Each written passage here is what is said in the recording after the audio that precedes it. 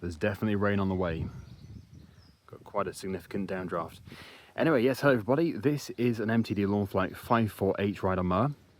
And it's been left outside for at least 2 years, but I suspect probably even longer than that. I know it's been out for the last 2 years, which is the reason why it's gone a bit green in various places. But that's nothing, that will just clean off. I'm not concerned about that. What I do know about it is the engine appears to be locked up, but I don't know if it's internal or, well, sort of external, underneath the engine cover, but, you know, not actually inside the crankcase. Doesn't matter how hard I try and turn this, it just will not turn. It does that, but that's as far as it goes.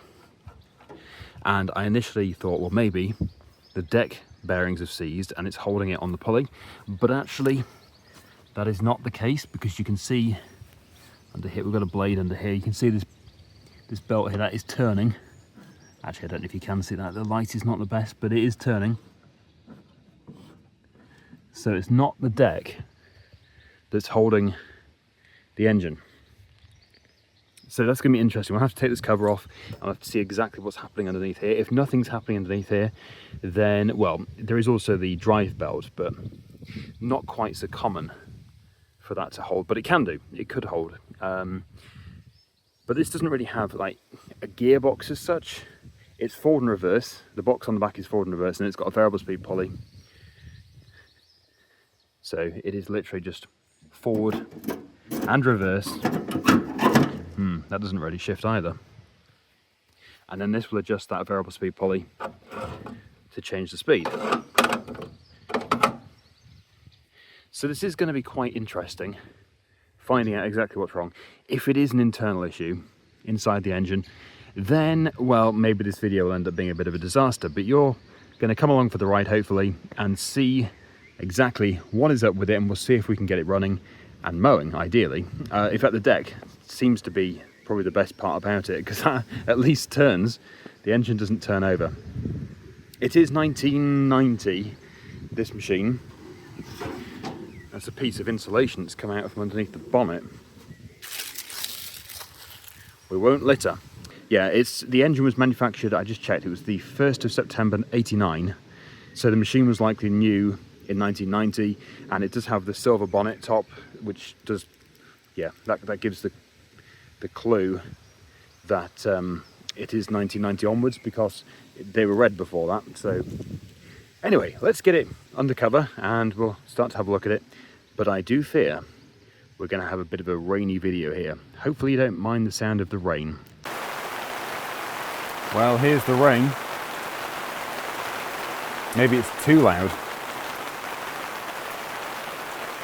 Probably is too loud. Anyway, we'll just start anyway. And we'll do the first check. So that's fuel and oil, and basically anything which needs to be checked before you start an engine anyway. It's not a great first sign.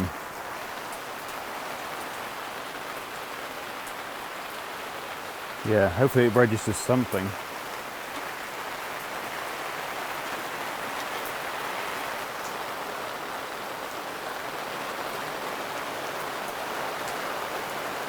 I think actually it is registering. It's just super clean. Okay, yeah, so it absolutely stinks of petrol. So the sump has filled up with fuel. Whether or not that's been going a long time and it's diluted the oil and it's seized, that is yet to be determined.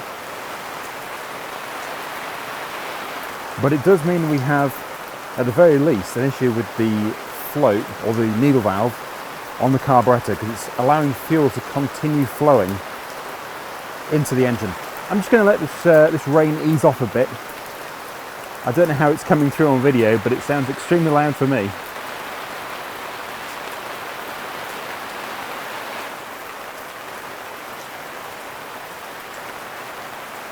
That's better. Let's check the fuel. I just love this fuel gauge. It's so simple, yet so effective. As the float travels up the twisted shaft, it gives you your fuel level. And then if it doesn't get stuck, it should adjust as the fuel level reduces. Okay, let's take a look inside the tank.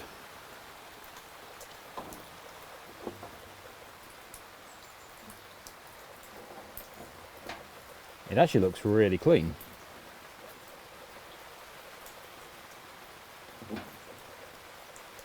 There is some dust in there, but overall, not bad. You can just put the airline in there and blow it out.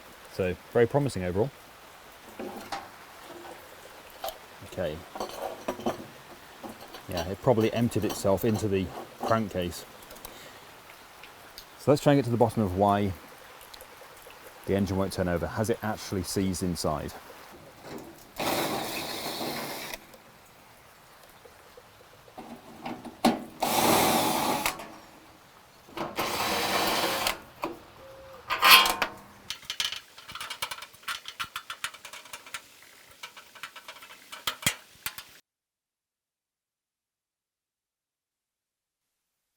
What I'll try and do is turn the pulley from the underside. And that seemed promising actually, but it has stopped again. Okay, it's jamming in both directions. So it looks like the theory of the carburetor leaking fuel into the bore is pretty accurate. Yeah, we don't want to be turning that because it looks like it is hydrolocked. So if we remove the spark plug, we might find that the bore is full of fuel.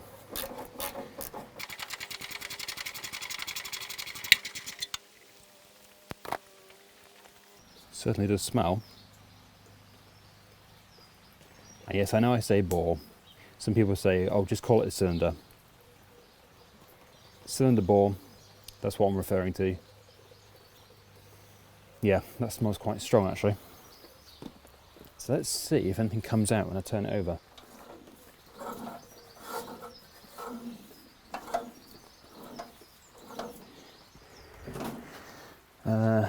I don't think so, but the point is it did turn over. Yeah, so there is no liquid actually in there yet. It didn't turn over, and the moment I remove the spark plug, it now does turn over. Yeah, okay. So I'll put the spark plug back in again. Okay, so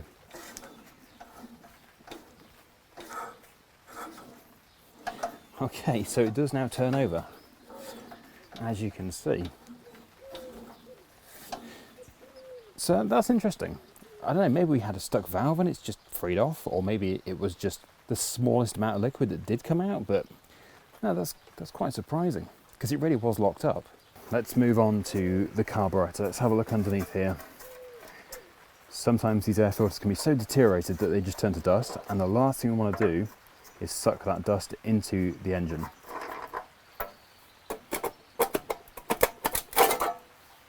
Although it doesn't have a pre-cleaner on it, so that's not going to happen. Probably a good thing it doesn't have a pre-cleaner.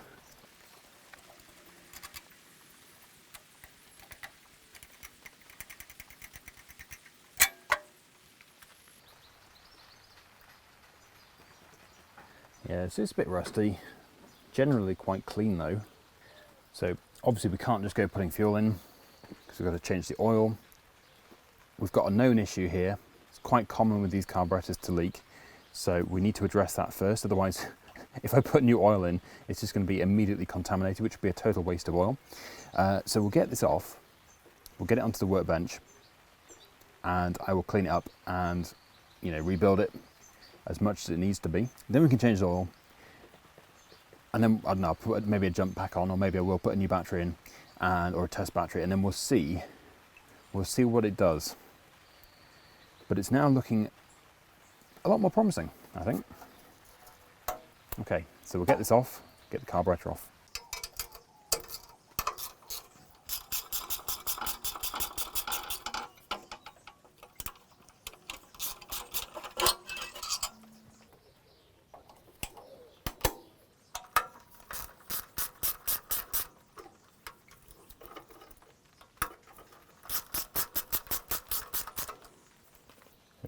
That's not such a good design. Can't access that bolt, and actually you can't normally access that without removing the muffler as well. but this great big guard is going to be the biggest issue. So I'm going to have to remove that too.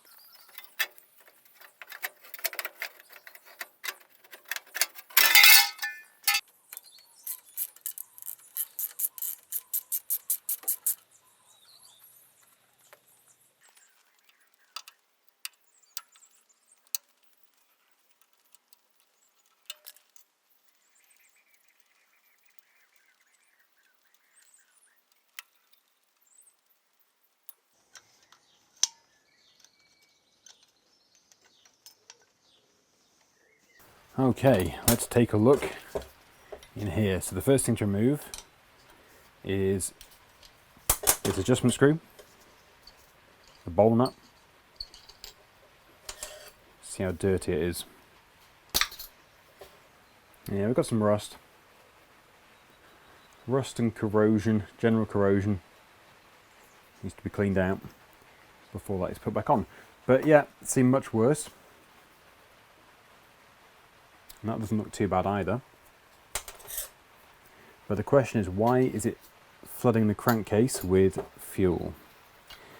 Is there a hole in the float? Or is the needle and seat not functioning correctly? Is it not sealing correctly?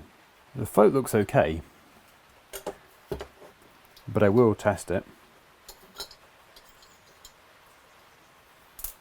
Right, with these ones, we have the little rubber tip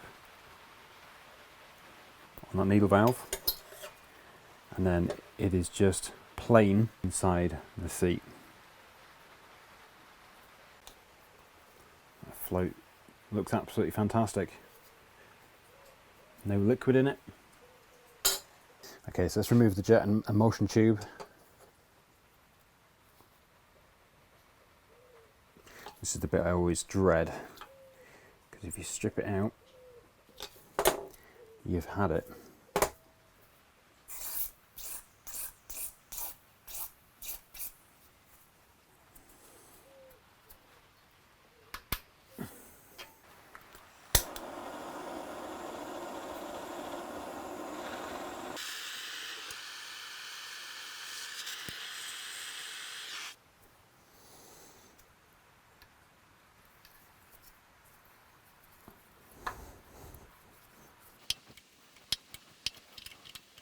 Got very lucky with this one. My first attempt it did slip, but the heat seemed to loosen whatever it was that was holding it in place. Yeah, again, it's part of the kit, so this will be replaced. It's quite hot. And if we flip it over, we will find that we've got more to remove on this side. Okay, so we've got another mixture screw here.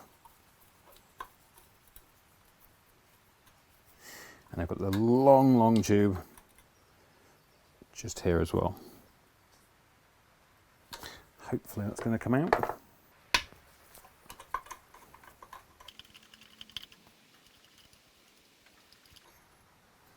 Okay, now this one is actually not part of the kit. It's going to need a thorough clean.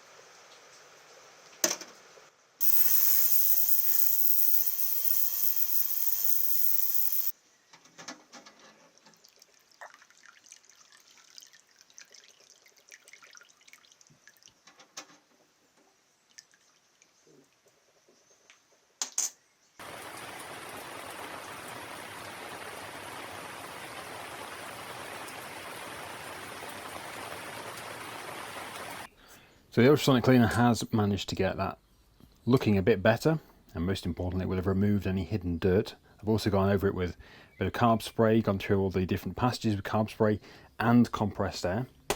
And now we have the overhaul kit, part number 394698. So we won't need everything in here. In fact, we just need a few things. So we won't need that one or that one. But everything else here we do need, and that is the needle valve that we're looking for this particular one. This kit actually doesn't seem to come with a new seat, because you can actually remove the seat. But I don't think that's the problem anyway. I think it is the needle valve. But everything else here is new, and that can be fitted. So let's get it rebuilt, and then we can give that a clean. And then that can be put on too.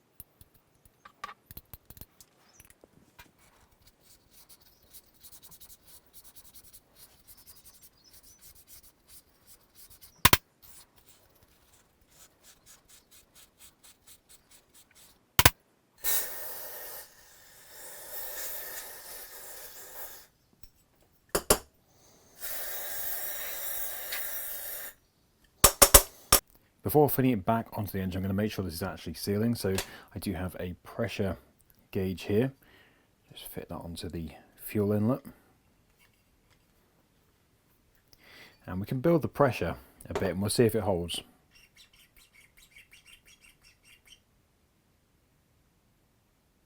Okay, so it is sealing a bit, but it is leaking. Just do it again. Yeah, so that needle is definitely creeping down. So it's not a bad seal, but it's not good enough. So I think the best thing to do is to try and clean up that seat using a bit of grinding paste. So we just need the slightest little dip of grinding paste. And we're just going to clean around in there, just so it can seal a bit better. And then we can use a clean end, just to get the majority of that out of there. And I will have to clean it out with carb spray.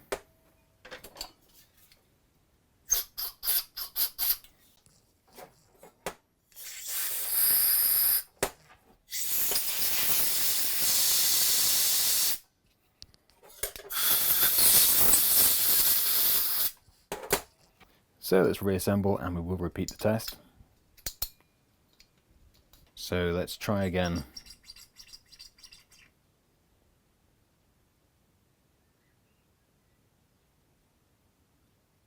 There was a bit of leakage, not much. And this is without any fuel pushing up on the float. So that's probably fine. Like if I just gently touch that, I bet we have no leakage. Yeah, perfect. So my thumb, just the weight of my thumb resting on it is simulating the pressure from the fuel.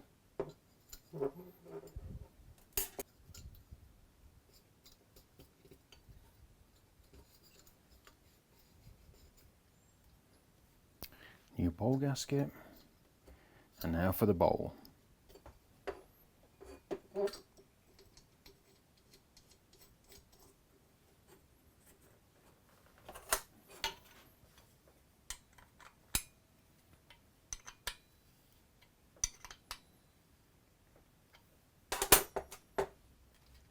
Mixture screw, so it's going to be fully in, and then 1.5 turns out.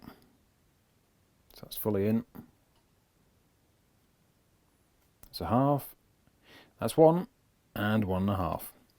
Okay, so that should be a good starting point. I think I will just attach a fuel line to it with fuel in a tank, because then we can see for sure that it is not going to overflow. I don't think it will, but as that pressure test was a partial success, I just want to make sure before it goes and leaks an entire tank of fuel back into the engine again. Right, that should do. We've got a tank up there, so we've got gravity working with us, and we can plug that in. The fuel line's getting a bit rigid. I've done many tests with it. Keep that level. Switch on the fuel, I can hear it filling up. And it is this backside really we want to watch, because if it's going to overflow, it's going to come out of here. So yeah, we've got all the fuel behind it. It looks like it's not going to overflow, which is good. Yep, I'd say that's a pass, because that could be now mounted to the engine with the fuel in the tank, and yeah, nothing is seeping through here. So let's get it refitted, and we'll also drain the old oil, get the oil changed, and then we'll see if it starts.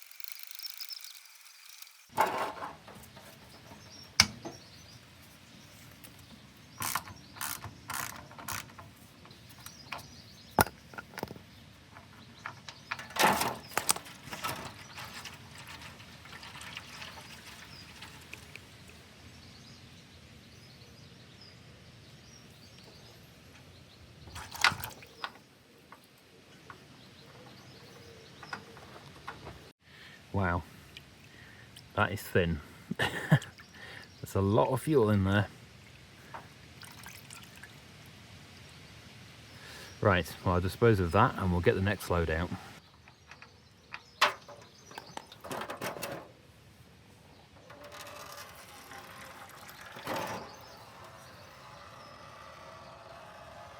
Let's take a look inside.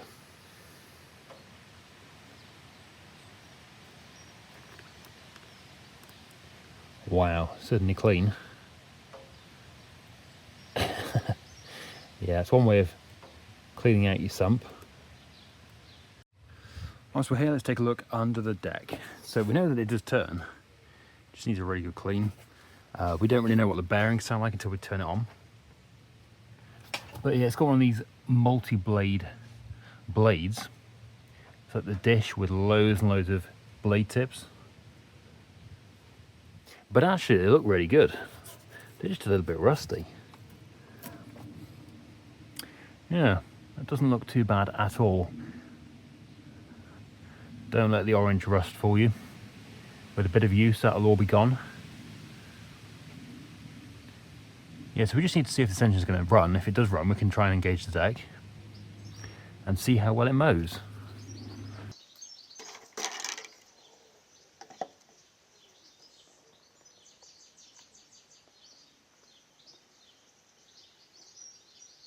Well, I was just about to move on to the battery. I just thought I'd turn over the engine again, and it's locked up.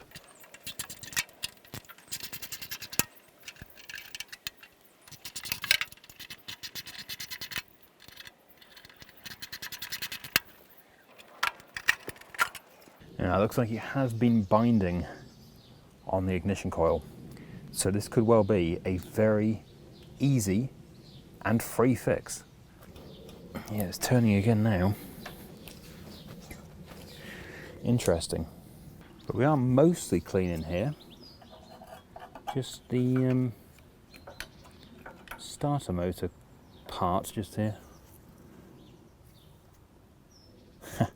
Part of its history.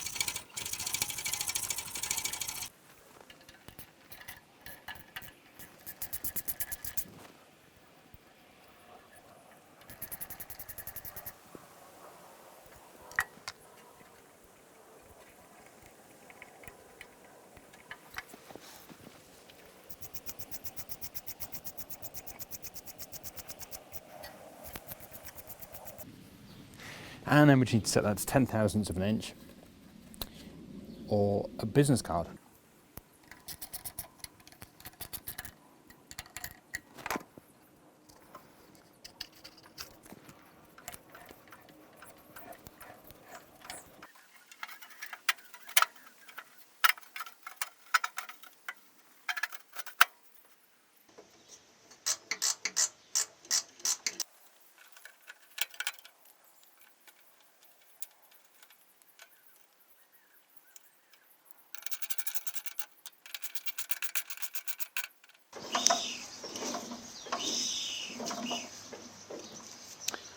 Perfect.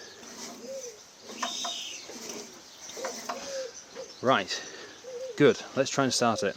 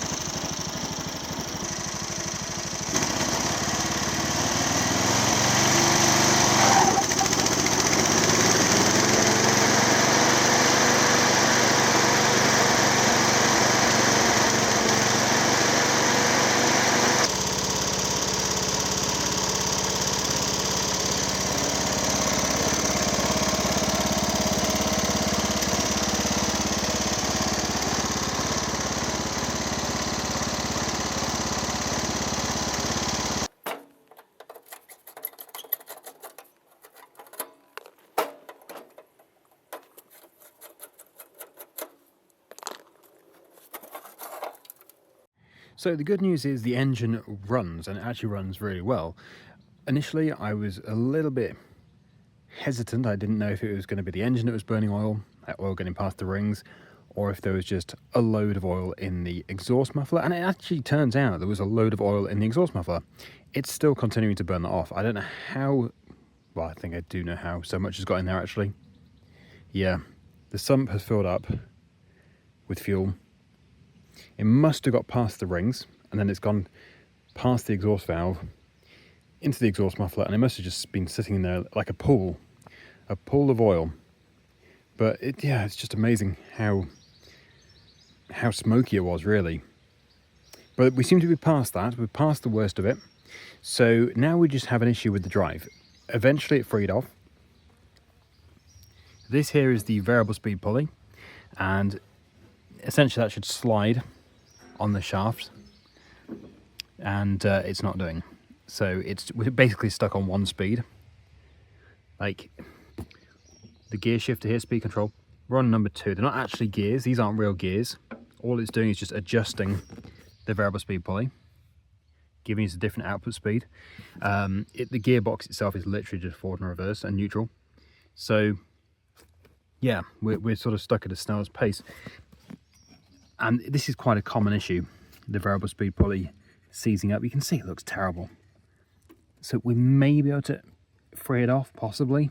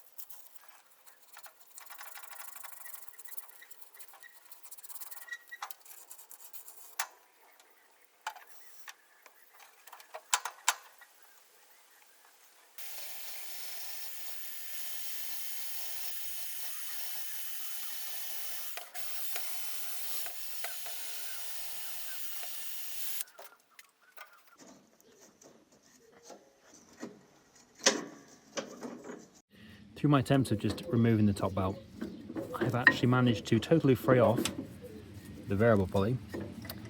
I know you can't really see, but that is moving freely.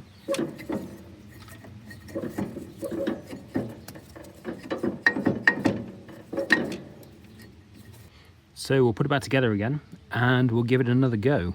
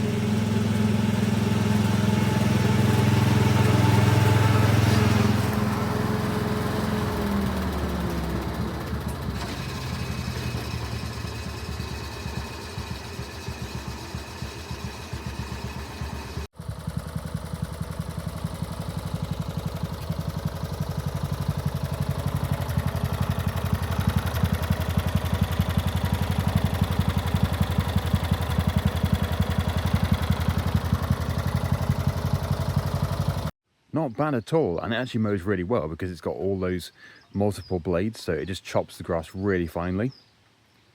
It's probably a really good brush cutter too, although the weak spot might be the belts.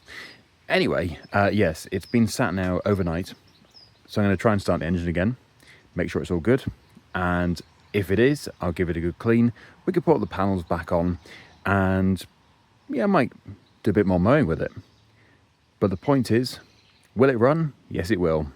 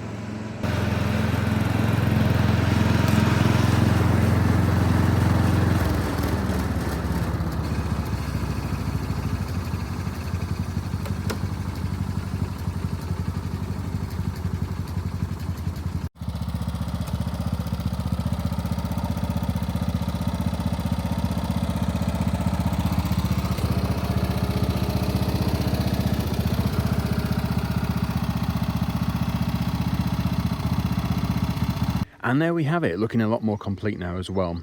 So this is actually as far as I want to go with this particular video, because I am going to be restoring a bigger version of one of these. So I don't want to spoil anything. This was just a nice, quick, fun video. And yeah, it wasn't too bad really overall, the engine.